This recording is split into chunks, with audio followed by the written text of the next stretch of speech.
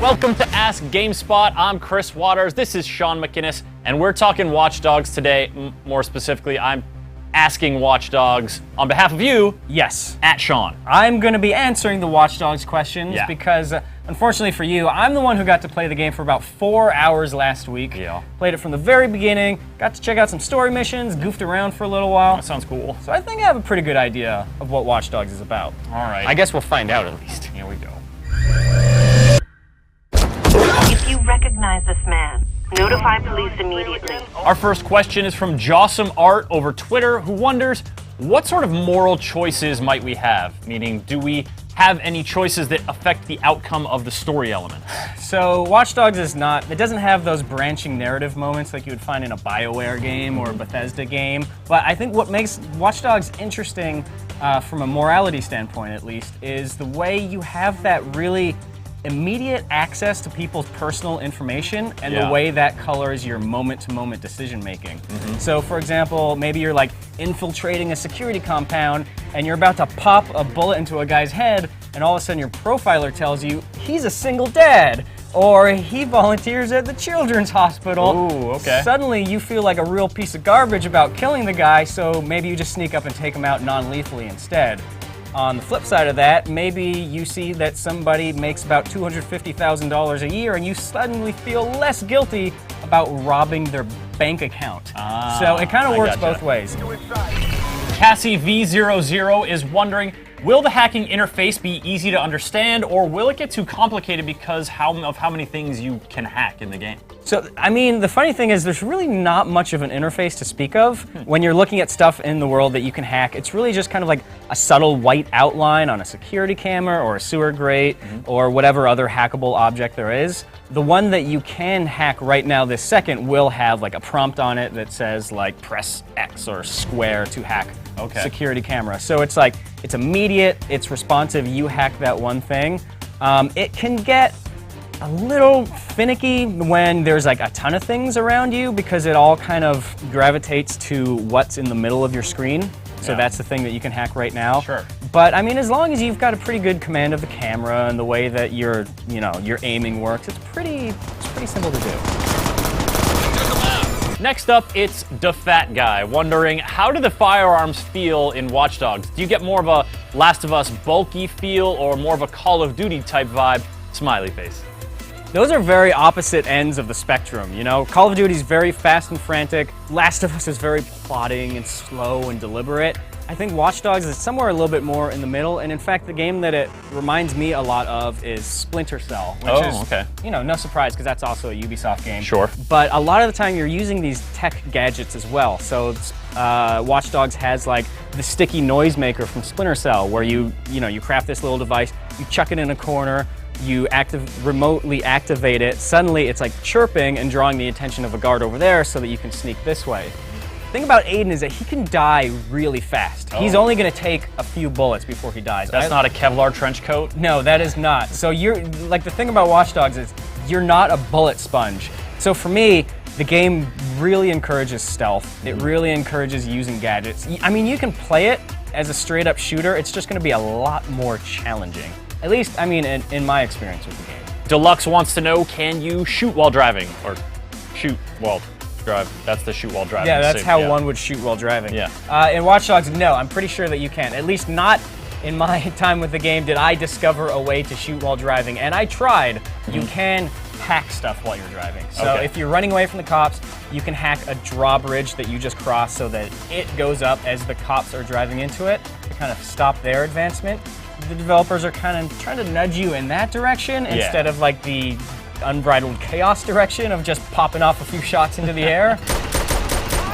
It seems we've got a lot of curiosity about the driving mechanics in Watch Dogs, as Trick2092 wants to know, are there radio stations you can listen to that have licensed songs? There are licensed songs in the game, and a lot of them are actually like Chicago bands. There's a lot of like Rise Against, Lawrence Arms, Alkaline Trio, a lot of those like local bands. It seems like they're trying to focus on Chicago music. There's not like radio stations that you would find in a GTA game. Instead, you're basically just kind of like skipping songs in one giant playlist. Okay. Sometimes you'll hear news updates on stuff that just happened in the game, but you're not switching between like a dozen different, wildly different radio stations. Does it have the musical Chicago soundtrack in it as well? I hope so. Cos Romanos wants to know, how much can we customize Aiden? Is he fully customizable, or is it more like Assassin's Creed where you have like preset outfits? It's definitely the second one. All right. There are clothing shops in the game. You can run in there and say, I'm gonna buy a new coat. And the coat comes, it's like this pre-made outfit. You buy a new coat, it comes with a new hat. Sometimes it comes with new pants and shoes. Wow. But they're all preset. You're not choosing individual clothing items. Okay. Some of them are really subtle, like you can change from your brown leather jacket into a black leather jacket. Some of them are crazy, like purple and like full army digital camo, which is ironically like the least subtle thing you could wear out in the streets of Chicago. In the city. Yeah, that's weird. I know. Red monitoring subject, Aiden Pierce. Just 2 more questions to go, and the first one comes from Victoire Gobert, who wants to know, is this a game that sacrifices story for gameplay? Is the main character a human with emotions or a robot? So that's actually a really good question, and I think it's something that a lot of people were thinking looking at the early gameplay demos and trailers for Watch Dogs, because Aiden Pierce, as a character, he looks on the surface pretty cold and unemotional. He's a vigilante, he's out for justice, vengeance, whatever that means, and he's just gonna hack a whole lot of shit along the way. Yeah.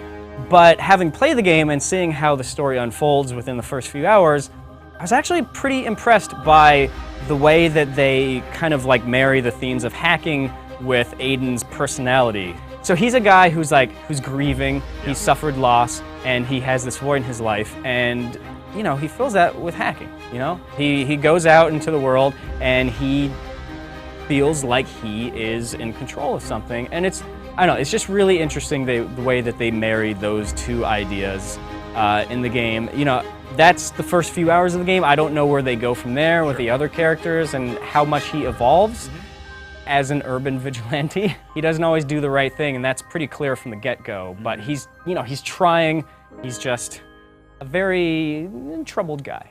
Some things you can't walk away from. And our final question comes from Kay Gadu, who wants to know, do you think Watch Dogs has a sustainable future as a series based on what you've seen so far?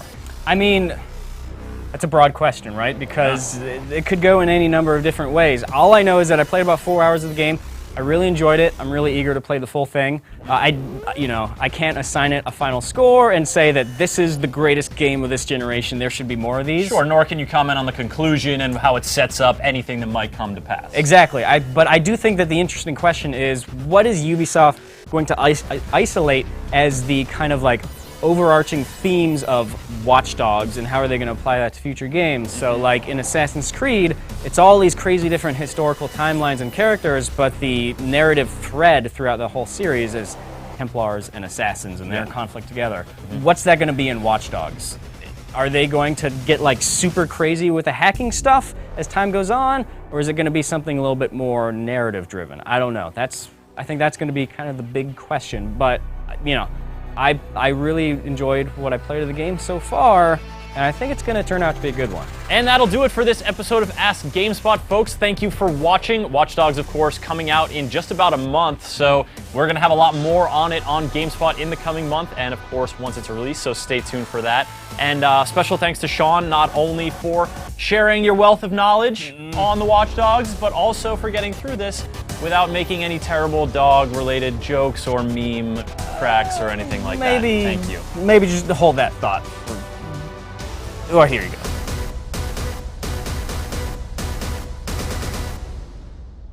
God damn it.